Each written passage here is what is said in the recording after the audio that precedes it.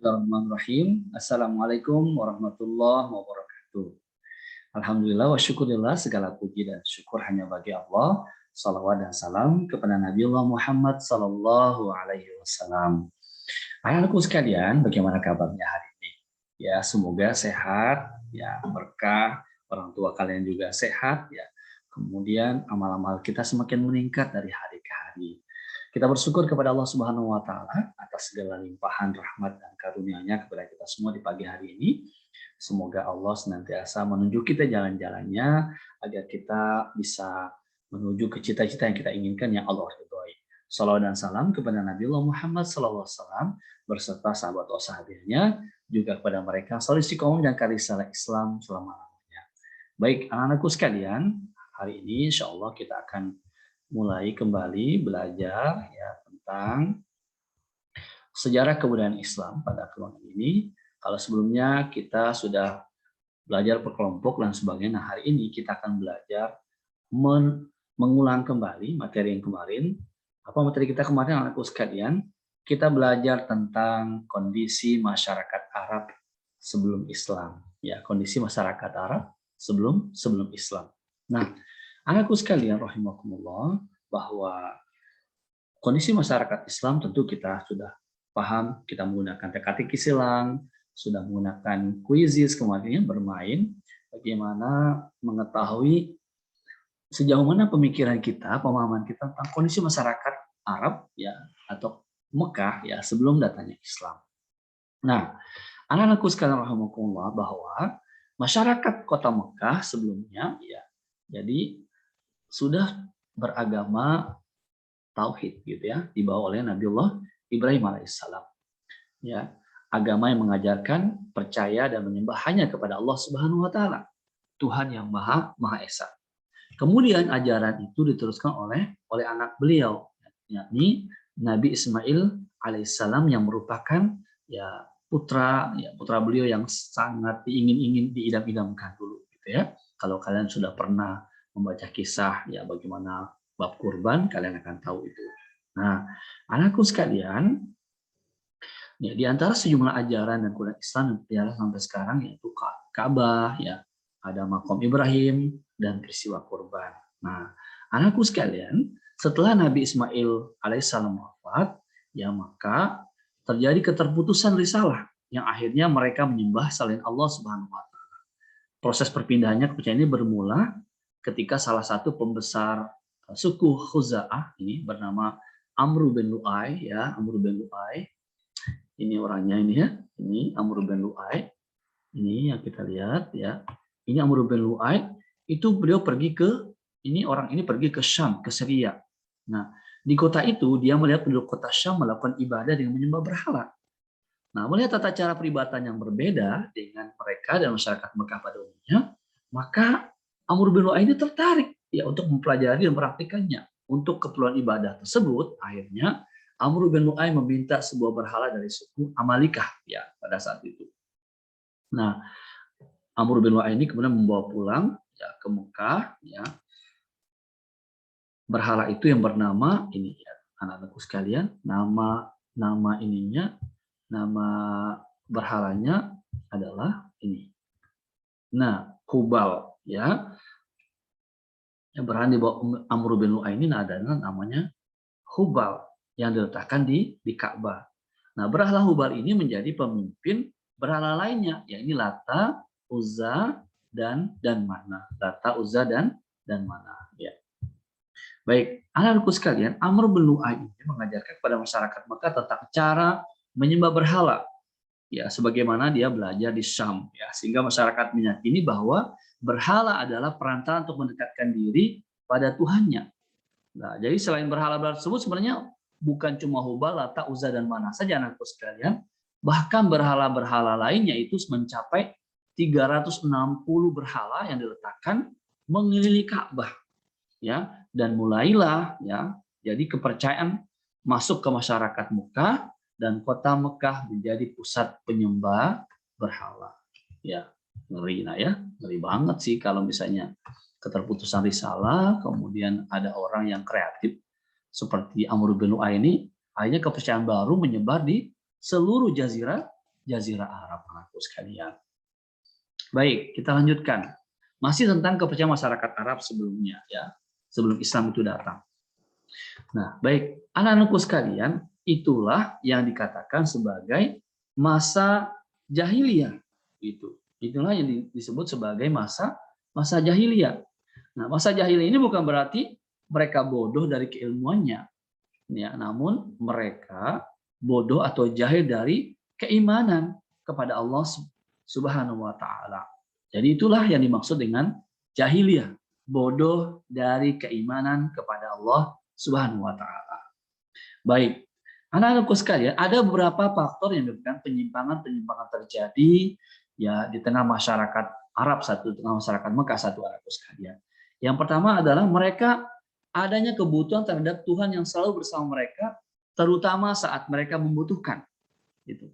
Kemudian yang kedua, anakku sekalian, adalah kecenderungan yang kuat untuk mengagungkan leluhur yang telah berjasa terutama kepada kabilah nenek moyang mereka. Ya. Dan yang ketiga adalah ada rasa takut yang kuat menghadapi kekuatan alam. Ya, ada rasa takut yang kuat menghadapi kekuatan alam, anakku sekalian. Nah, masih tentang kepercayaan masyarakat. Nah, penyimpangan keimanan yang Ustaz maksudkan tadi, bodoh dari keimanan kepada Allah Subhanahu wa taala, kepercayaan masyarakat Arab sebelum Islam ini adalah dia ada yang menyembah berhala, menyembah patung. Nah, selain berhala, anakku sekalian, mereka menyembah malaikat. Malaikat disebut sebagai anak dari Tuhan, gitu. Ya, itu ininya penyimpangan keimanan yang terjadi di sana, anakku sekalian.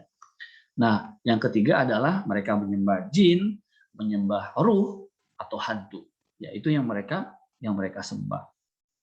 Nah, anakku sekalian rahimakumullah, ya, Imam Bukhari dalam hadis beliau diriwayatkan dari sanad dari Ibnu Abbas, ya, itu Rasulullah SAW bersabda bahwa patung-patung yang ada pada zaman Nabi Nuh alaihissalam merupakan patung-patung yang disembah pula oleh kalangan bangsa Arab setelah itu.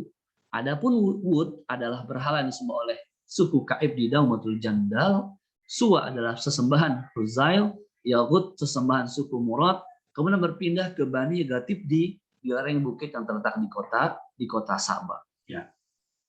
Baik, anakku sekalian rahimakumullah. Nah, namun anakku sekalian, di tengah kejahilian mereka, ya, anakku sekalian, ada juga mereka yang masih teguh memegang agama tauhid, ya. Mereka masih memegang prinsip agama-agama yang dibawa oleh orang-orang sebelumnya, anakku sekalian. Ya. Jadi mereka ada Warokah bin Naufal, ada Gus Saidah, ya, ada Abdullah bin Jahsi, ada Umayyah bin Salat, ada Zainal bin Umar, dan ada Utsman bin Khuwairis. Warokah bin Naufal ini adalah paman dari istri Rasulullah SAW, Khadijah binti Khuwailid. Warokah bin Naufal adalah paman dari Khadijah binti Khuwailid, yang merupakan tempat nanti Rasulullah SAW setelah menerima wahyu, kemudian Khadijah bertanya tentang wahyu yang terjadi, kisah terjadi pada Nabiullah Muhammad SAW. Baik, anakku sekalian, kita masuk ke bab yang ke bagian kedua, yang B adalah kondisi sosial masyarakat Arab sebelum Islam. Nah, anakku sekalian, ternyata bangsa Arab memiliki karakter yang positif yang menjadikan mereka disegani bangsa lain. Namun, karakter positif mereka terkikis oleh kejahilian mereka sendiri. Ya. Nah, di antara karakter positif yang mereka miliki, anakku sekalian, masya Allah, ya, mereka sikap ramah, ya, wow, keren, ya. Mereka kepada tamu, ya, kepada kabilah atau mereka selalu ramah. Dan pemberani, juga pola hidup sederhana, kemudian hormat terhadap harga diri dan martabat, memiliki ketahanan fisik yang kuat, gitu ya. Kemudian kekuatan daya ingat juga sama mereka, cerdas, gitu ya. Kemudian penganut kebebasan, ya, masyarakat yang cinta kebebasan, ya.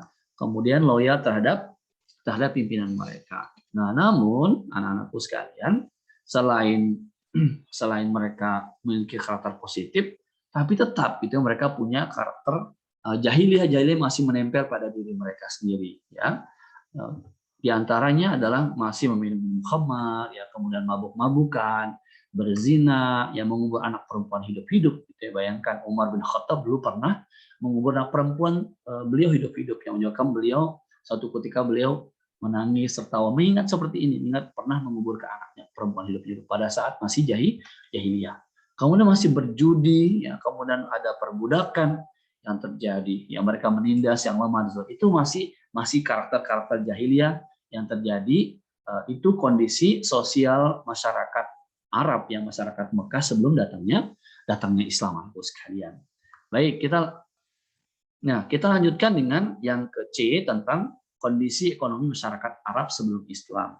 Ya, anakku sekalian rahimakumullah, kondisi ekonomi bangsa Arab ya saat sebelum datangnya Islam sudah maju, ya, karena sebagian besar mereka ada yang melakukan perniagaan, perdagangan, melakukan mata pencaharian mereka juga pertanian, ya, ada juga yang beternak, ya. Nah, bagi orang-orang Arab Badui, peternakan menjadi sumber utama kehidupan mereka. Mereka berpindah-pindah guna sebagai keperluan menggiring ternak-ternak mereka ke suatu wilayah, ya, ada yang kan ada hujan, ada yang sedang hujan dan sumur. Jadi mereka hidupnya nomaden, gitu, artinya berpindah-pindah. Nah, begitu anakku sekalian, jadi ada masyarakat Baduy, ada masyarakat perkotaan. Nah, kalau di perkotaan sebagiannya menjadikan peternakan sebagai sumber kehidupan mereka, dan sebagiannya lagi menggantungkan kehidupan mereka dari pertanian, gitu ya. Nah, anakku sekalian, terkait dengan hal ini, ya, bahwa mereka sudah diberikan keberlimpahan oleh Allah Subhanahu wa taala, gitu ya, menjadikan Mekah tanah yang suci, ya, dan aman gitu, meskipun mereka masih bermaksiat, punya sikap sifat jahiliyah, gitu ya. Maka Allah Subhanahu wa taala menggambarkan, ya, tentang apa yang menjadi penyematan bahwa Mekah dari tanah suci dan aman. Dan Allah Subhanahu wa taala dalam Surah Al-Ankabut, Allah berfirman, awalam yarau anna ja'alna haraman aminan wa yatakhattafun nasu min haulihim afabil batili yu'minuna wa bi ni'matillahi yakfurun. Dan apakah mereka tidak memperhatikan bahwa sesungguhnya kami telah menjadikan negeri mereka tanah suci yang aman, sedang manusia sekitarnya merampok. Maka mengapa sesudah nyata kebenaran mereka masih percaya kepada yang batil dan ingkar kepada nikmat Allah Subhanahu wa taala. Jadi anakku sekalian, mereka memiliki perekonomian, itu ada pertanian, peternakan, perniagaan. Perniagaan itu maksudnya jual beli, ya. Baik, anak-anakku sekalian rahimakumullah, selanjutnya kita akan berbicara tentang terkait dengan bahwa apa yang mereka usahakan dari sisi ekonomi, ada konsep pasar multifungsi di situ, ya.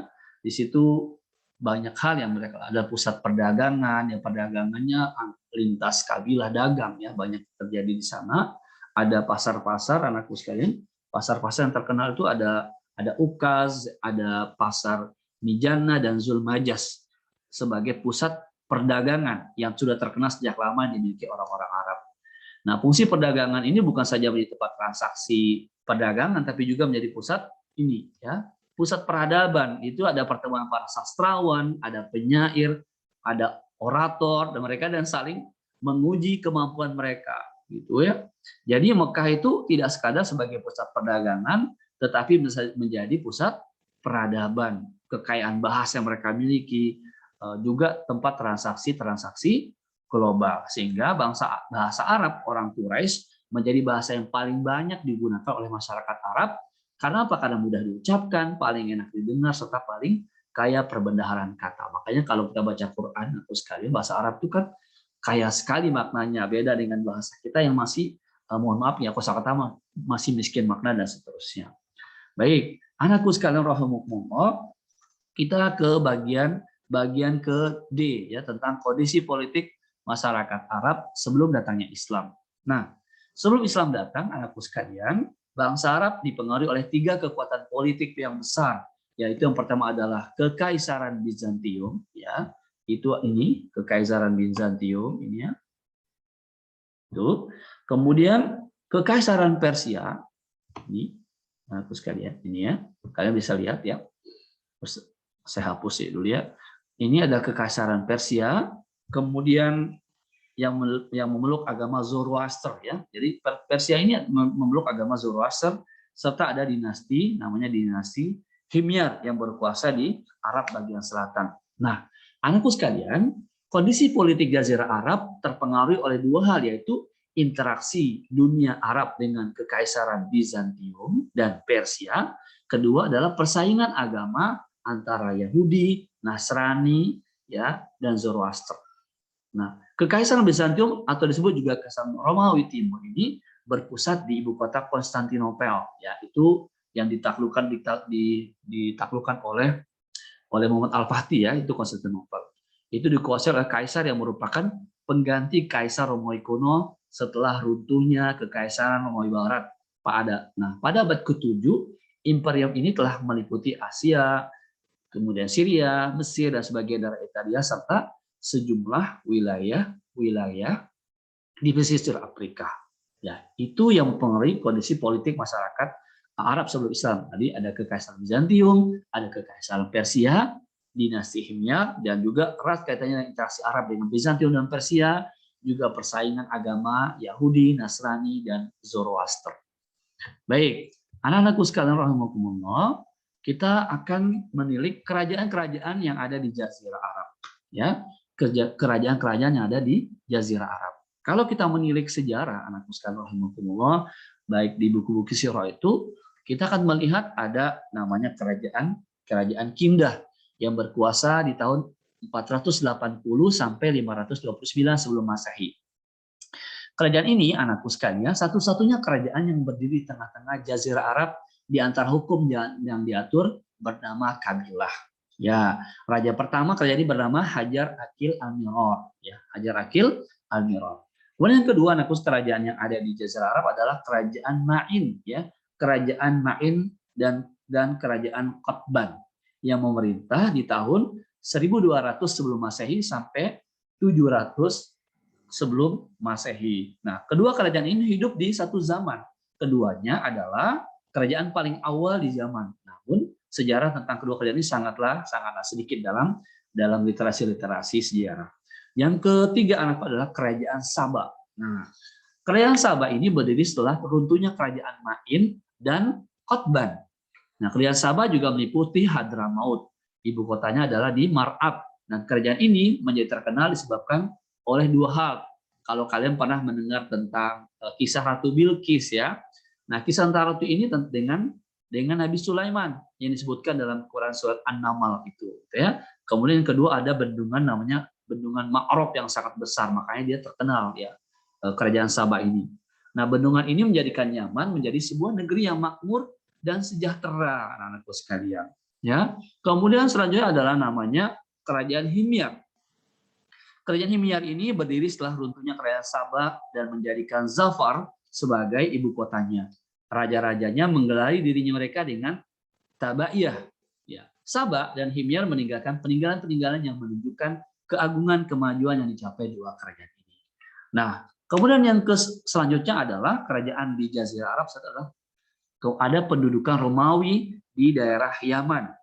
Ya, ada namanya Zunuwas, ya, Raja Himyar yang memeluk agama Yahudi, memberikan pilihan kepada orang-orang Masehi Najran antara memeluk agama Yahudi atau mereka harus mati, gitu ya. Ternyata mereka lebih baik memilih mati daripada dipaksa harus memeluk agama Yahudi, teman-teman, anakku sekalian. Jadi Yahudi itu sudah sejak lama, ya, melakukan penguasaan dari daerah-daerah yang lain, tidak seperti sampai sekarang kan di Palestina juga demikian.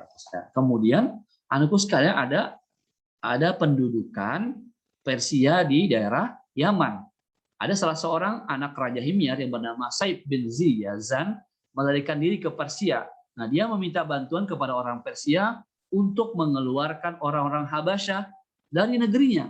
Maka mereka pun bergerak dan mampu mengalahkan orang-orang Romawi, ya. Kemudian ada juga namanya kerajaan Hira, ya. Kerajaan Hira ini mulai sejak abad 111 Masehi dan terus berdiri sampai lahirnya Islam. Nah, kerajaan ini telah berjasa juga terhadap kebudayaan Arab karena warga negaranya banyak mengadakan perjalanan-perjalanan di seluruh Jazirah Arab untuk melakukan perniagaan atau mereka berdagang. Dalam hal ini mereka juga menyiarkan kepandaian menulis mereka dan membaca mereka. Kemudian ada juga kerajaan Ghassan. Ya, Raja Ghassan ini berasal dari mata air Syam yang disebut Ghassan. Kaum Ghassan memerintah di bagian selatan dari negeri Syam dan di bagian utara dari Jazirah Arab. Ya, dan mereka telah mempunyai kebudayaan yang sangat tinggi dan menganut agama Masehi yang diterima dari bangsa Romawi, dan mereka lah yang memasukkan agama Masehi itu ke jazirah Arab, ya. Kemudian selanjutnya anakku sekalian, yang adalah Hijaz, ya. Hijaz ini merupakan kota yang terpenting, ya. Hijaz itu merupakan tempat yang ada kota terpenting di dalamnya, yakni Mekah. Nah, Hijaz berbeda dengan negeri-negeri Arab yang lain, anakku sekalian. Negeri Hijaz itu belum pernah dijajah, ya, tidak pernah dijajah, diduduki atau dipengaruhi negara-negara asing. Ya, kalau bahasa kita di Indonesia, daerah istimewa seperti Aceh dan Yogyakarta tidak pernah dijajah. Nah, kenapa tidak pernah dijajah? Nah, khususnya Hijaz ini itu disebabkan karena letak geografis negeri ini negeri miskin, sehingga tidak menarik negara-negara lain untuk menjajahnya.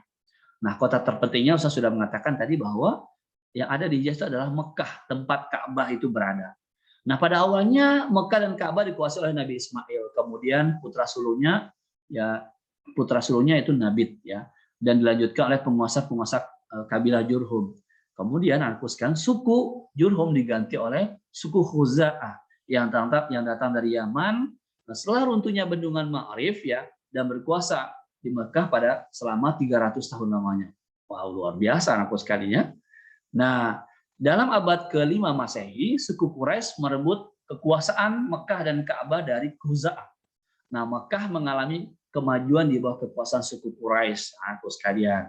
Nah, untuk mengurus Mekah dan mengamankan para penziarah yang datang ke kota Mekah, suku Quraisy mendirikan semacam pemerintahan. Nah, selain itu, suku Quraisy mengatur urusan yang berkenaan dengan Ka'bah. Nah, anakku sekalian, ada 10 jabatan tinggi yang dibagikan kepada kabilah dari suku Quraisy ini. Yang pertama ada namanya hijabah, ya. Kemudian ada siqayah. Hijabah itu maksudnya penjara kunci Ka'bah. Yang kedua ada nama siqayah, artinya penjara air mata Zam-Zam. Kemudian diyat itu adalah kekuasaan hakim sipil dan kriminal. Kemudian sifarah itu adalah kekuasaan usaha negara atau duta. Liwa itu jabatan ketentaraan. Wow, kalau kalian mendengar ada bendera liwa, itu adalah bendera tentara, gitu ya. Kemudian namanya rifadah, ya, pengurus pajak bagi fakir miskin. Ada juga nadwa, jabatan ketua dewan, dan yang selanjutnya adalah khaiman, itu adalah pengurus balai musyawarah. Kemudian ada namanya khazinah, itu adalah jabatan administrasi keuangan. Dan yang terakhir adalah azlim, penjaga panah peramal untuk mengetahui pendapat para dewa-dewa. Nah, anak-anakku sekalian, itulah bagian dari kondisi masyarakat Arab, kondisi dari masyarakat kita sebelum datangnya Islam, ya. Dari tadi kondisi kepercayaan mereka agama jahiliyah, kemudian kondisi sosial mereka masih menerapkan riba, ya. Mereka berniaga, bertani, beternak, ya, itu yang mereka lakukan. Itu sisi ekonomi, ya, mereka. Sedangkan di sosial mereka masih perbudakan, ya, kemudian menguburkan bayi-bayi perempuan, ya, anak perempuan mereka merasa sangat tidak pas, dan mereka merasa terhina kalau memiliki anak perempuan, ya. Dan terakhir tadi ada kondisi ekonomi, kemudian kondisi perpolitikan di Jazirah Arab, ya, yang kalian bisa lihat tidak ada sekian banyak kerajaan yang ada, gitu ya. Kemudian di terakhir pada akhirnya dikuasai oleh suku Quraisy setelah mereka suku Khuza'ah tidak lagi mengelola kota Mekah saat itu. Dan terakhir anakku sekalian, Ustaz membagi tentang 10 jabatan tinggi dari suku Quraisy. Nah, itulah anakku sekalian yang bisa saya sampaikan pada kesempatan kali ini. Semoga bermanfaat, ya. Terima kasih atas atensinya pada kesempatan kali ini. Semoga bermanfaat. Nah, insya Allah di akhir sesi kita akan ada kuis, ya, untuk mengetahui sejauh mana pemahaman kita terkait materi kita kali ini. Demikian, semoga Allah memberikan kita keberkahan. Assalamualaikum warahmatullahi wabarakatuh.